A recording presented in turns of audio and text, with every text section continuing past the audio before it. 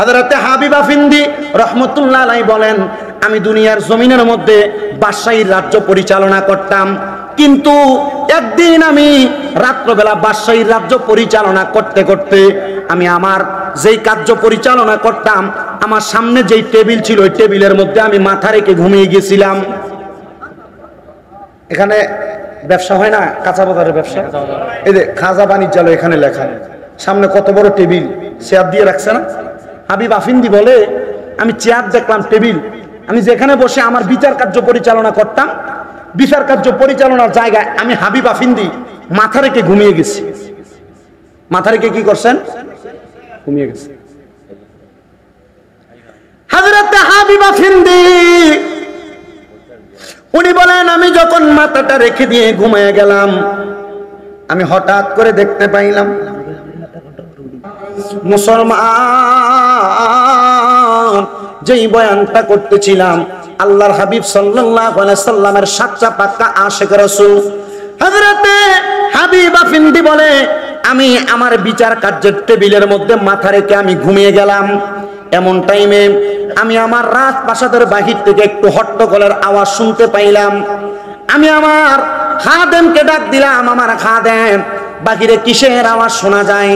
হাবিব আফিন্দির খাদেম ডাক দিয়ে বলে, আরে হুজুর, বাহিরে একজন স্বর্ণকার ব্যক্তি আগমন করেছে। সে আয়েশা বলতেছে সে নাকি আপনার কাছে কোনো কিছু পাওনা আছে, আপনি তার পাওনা মিটিয়ে দেওয়ার জন্য।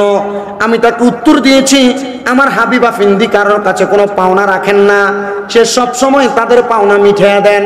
হুজুর, সে বারবার আমাকে বলতেছে আপনার কাছে পাওনা। হাবিব আফিন্দি বলে, আমি তাকে বললাম, যাও, যে স্বর্ণকার আমার কাছে কোনো কিছু পাওনা সে তার জবান দিয়ে বলতেছে, তুমি তাকে আমার কাছে পাঠিয়ে দাও, কারণ আমি আল্লাহর কোরআন থেকে পড়েছি, আল্লাহ তাআলা বলেছেন, লা ইউকাল্লিফুল্লাহু নাফসান ইল্লা উসআহা। আল্লাহ তাআলা কারো সাধ্যের বাহিরে কোনো কিছু তার উপরে চাপিয়ে দেন না। যাও খাদেম, যে স্বর্ণকার আমার কাছে কোনো কিছু পাওনা তাকে আমার কাছে পাঠিয়ে দাও।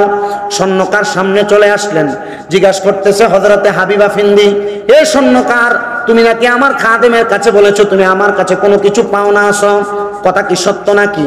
স্বর্ণকার উত্তর দেয়, হে হাবিব আফিন্দি, আল্লাহর কসম, এটা আমি বলি নাই, আমাকে রাহমাতুল লিল আলামিন নবী শিখিয়ে দিয়েছেন। হাবিব আফিন্দি অবাক হয়ে গেলেন, কি রে হাবিব আফিন্দি, এই কথা কেন তুমি, হাবিব আফিন্দি, এই কথা তোমাকে কেন স্বর্ণকার বলল?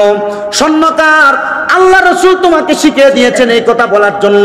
বুঝতে পারলাম না, বলো বলো বলো, স্বর্ণকার তোমার কারণটা বলো। স্বর্ণকার বলে, আমি অনেক দিন পর্যন্ত স্বর্ণের ব্যবসা করি, ব্যবসা করতে করতে করতে করতে আমার ব্যবসা মন্দা, ব্যবসাতে অনেক দিন পর্যন্ত ভালো বেচা কিনা হচ্ছে না, আমার বড় লস হয়ে যাচ্ছে। এমন টাইমে আমি যখন লসের শিকার হইলাম, আমি হঠাৎ করে চিন্তা করলাম আমার ধর্মের অনেক পাদ্রীর কাছে আমি যাব, কেউ আমাকে ব্যবসার মধ্যে লাভের কোনো সন্ধান দিচ্ছে না। এমন টাইমে মুসলমান একজন ব্যক্তি আমাকে বলেছে, তুমি ইসলাম ধর্ম গ্রহণ করো, আল্লাহ তাআলা ইসলামের বরকতে, রাহমাতুল লিল আলামিন নবীর বরকতে তোমাকে বরকত দান করবে। উনি বললেন, আমি বরকতের আশায় ইসলাম কবুল করলাম, কিন্তু আমি আমার স্বর্ণের ব্যবসার মধ্যে কোনো লাভ দেখলাম না, শুধু লোকসান আর লোকসান দেখতে লাগলাম। এমন টাইমে একজন মুসলমান আলেম আমাকে বললেন, তুমি একটা নামাজ পড়ো, যেই নামাজের কথা আল্লাহ তাআলা কোরআনুল কারীমে বলেছেন। বলে, হুজুর, কোন নামাজ? আল্লাহ তাআলা আমার রাসূলের উপর আয়াত নাযিল করে দেয়, ওয়া মিনাল লাইলি ফাতাহাজ্জাদ বিহি নাফিলাতাল লাকা আসা আইয়াবাসাকা রাব্বুকা মাকামাম মাহমুদা। আল্লাহ তাআলা আমার রাসূল সাল্লাল্লাহু আলাইহি সাল্লামকে বলেছেন, হাবিব, আপনি রাতের কিছু অংশে তাহাজ্জুদের নামাজ আদায় করেন, অতি সত্বর আপনি যদি তাহাজ্জুদের নামাজ আদায় করেন, আল্লাহ তাআলা আপনাকে মাকামে মাহমুদ দান করবে। এই আয়াতে কারিমা নাযিল হওয়ার পর তাফসীরে দুররে মানসুরের মধ্যে প্রমাণ করে বলতেছেন, এবং আল্লামা সানাউল্লাহ ফানিপতি রহমতুল্লাহ আলাইহি পর্যন্ত ঘোষণা করতেছেন, যখন এই আয়াত নাযিল হয়, রহমতের নবী আল্লাহর কাছে কান্না করে দোয়া করেছেন, আল্লাহ, আমি যদি তাহাজ্জুদের নামাজ পড়ি আপনি আমাকে মাকামে মাহমুদ দিবেন, কিন্তু আমার উম্মত যদি পড়ে উম্মতকে কি দিবেন? আল্লাহ ঘোষণা করেছে, আপনার কোন উম্মত উম্মত যদি বিপদে পড়ে, টেনশনে পড়ে, মুসিবতে পড়ে, তাহাজ্জুদের নামাজ পড়ে, আল্লাহর কাছে কোনো কিছু চাইবে, আমার আল্লাহ তা আপনার উম্মতকে দান করবে। ওই ব্যক্তি বলেন, আমি তাহাজ্জুদের নামাজ পড়ে আমার লোকসানটা কাটায় ওঠার জন্য আমি দোয়া করতে লাগলাম। আমি দোয়া করতে করতে আমার নামাজের মুসল্লা জায়নামাজের মধ্যে ঘুমিয়ে গেলাম। হঠাৎ করে দেখলাম আমার ঘরটা একটা আলোতে ঝলমল ঝলমল করতেছে। আমি মাথা উঠাইলাম, কিন্তু আলোর এমন ফোকাস, ওই ফোকাসের কারণে আমি আমার চোখটা খুলতে পারলাম না। আস্তে আস্তে করে খুললাম, আমি দেখলাম সাদা কাপড় দ্বারা মোড়ানো, চেহারা দেখা যায় না। কাপড় ভেদ করে ওনার চেহারা নূরের তাজাল্লি আমার চোখের সাথে লাগতেছে। আমি দেখলাম কে যেন উনি। হঠাৎ করে আমি জিজ্ঞাসা করলাম, মান আংতা, কে গো আপনি, আপনার পরিচয় কি? উনি বলে, যার কাছে দোয়া করতেছো, যে আল্লাহ যেই নবীর কারণে দোয়া কবুল করে, আমি হইলাম ওই রাহমাতুল লিল আলামিন নবী। ওগো নবী, আপনি যে আমার সামনে চলে আসলেন কারণ কি? আমি তো আল্লাহর কাছে দোয়া করেছি। আমার নবীজি আমাকে ঘুমের ঘরে স্বপ্নে আইসা ঘোষণা করে দিয়ে বলে দিয়ে গেছেন, এরে স্বর্ণকার, আমি নবীর একজন আশেক আছে তোমার এলাকার বাদশা, যার নাম হাবিবা ফিন্দি। সে আমি নবীর উপরে প্রত্যেক দিন দুরূদ শরীফ আদায় করে। তার কাছে যাইয়া তুমি তোমার সমস্যার কথা বলবা, যে ইয়া রাসূলুল্লাহ, আপনার গোলাম, আপনি রাসূল সাল্লাল্লাহু আলাইহি সাল্লাম আপনার গোলামের কাছে পাঠাইছেন।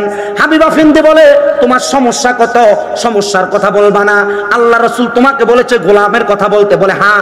গোলামের কথা বলার সাথে সাথে হাবিবা ফিন্দি তার ড্রয়ার থেকে বা পাত্র থেকে, সন্দুক থেকে একটা স্বর্ণের মুদ্রার আলাদা ভাণ্ড বের করলেন। বললেন, এ ভাণ্ড তোমার জন্য দিয়ে দিলাম। উনি বলেন, রসুল তোমাকে কি বলেছে আরেকবার বলো। বলে, রসুল বলেছে আমার গোলাম হাবিবা ফিন্দিকে বলবা। বলে, পরবর্তী কোনো বাক্য ব্যবহার করবা না। রসুল বলেছে রসুলের গোলামকে বলতে। বলে হ্যাঁ। আরেকটা স্বর্ণের পুটলি বাহির করলেন, এটাও দিয়ে দিলেন। বলে, আমার রসুল যেন তোমাকে কি বললেন? উনি বললেন, রসুল বলেছে আমার গোলাম হাবিবকে গিয়া বলবা তোমার সমস্যার কথা।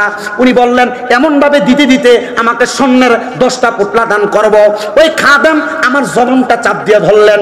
ওই খাদেম বলতেছে, তুমি যদি 10 বার না এই পুরো সম্পত্তি রাজপ্রাসাদ হাবিবের কাছে বলো, আমার রসুল বলেছে রসুলের গোলাম হাবিব এই কথা বললে হাবিবা ফিন্দি সব সম্পদ তোমাকে দিয়ে দিবে, সম্পদের মায়া করবে না। হাবিবা ফিন্দি বলে, ও আমার খাদেম, তারে তুমি আটকাইবা না। আমি মরার পরে সে যেন আমার কবরের সামনে যেও বলে দেয় আমি রসুলের গোলাম। রসুল এই কথাটা তার জবানের সাথে মিলে পড়ে বলে দিয়েছে। আমার রসুলের এই কথাটা যেন সে আমার কবরে সাক্ষী দেয়। বলে, কেন? কারণ আমার অন্য কোনো পরিচয় নাই, আমার পরিচয় হইল আমি রসুলের পাকের গোলাম। এবার খাদেম বলতেছে, ও হাবিবা ফিন্দি, আমি আপনার এত বছর খেদমত করি, কিন্তু আপনি কেন কেন কেন রসুলের গোলাম কথাটা শোনার পর পাগল পারা হয়ে গেলেন? বলে, তাকে জিজ্ঞেস করো তার কাছে রসুল কি বলেছে। ওই স্বর্ণকার বলতেছে, আমার রসুল বলেছে এ হাবিবা ফিন্দি প্রত্যেকদিন রসুলের উপর দুরূদ পড়ে, কিন্তু আজকে দুরূদ না পড়ে আমার হাবিব ঘুমিয়ে গেছে, আমার হাবিব ঘুমিয়ে গেছে। ও হাবিবা ফিন্দি, আপনি কি দুরূদ না পড়ে ঘুমিয়ে গেছেন? হাবিবা ফিন্দি বলে, সারা দিনের ব্যস্ততা আমাকে দুরূদ পড়া থেকে ভুলে রাখছে, আজকে দুরূদ পড়ি নাই। আমার রসুল আমাকে যেহেতু বলে দিয়েছে, আল্লাহর কসম আমি হাবিব আর কোনোদিন দুরূদ শরীফ পড়া ছাড়া ঘুমাইব না। হে আমার চট্টগ্রামের পটিয়ার নবীর প্রেমিকারা, হুজুর কেবলাকে বসে রাইকা বয়ান করার মতো সাহসিকতা দেখাইতাম না, অনুমতি নিয়েছি।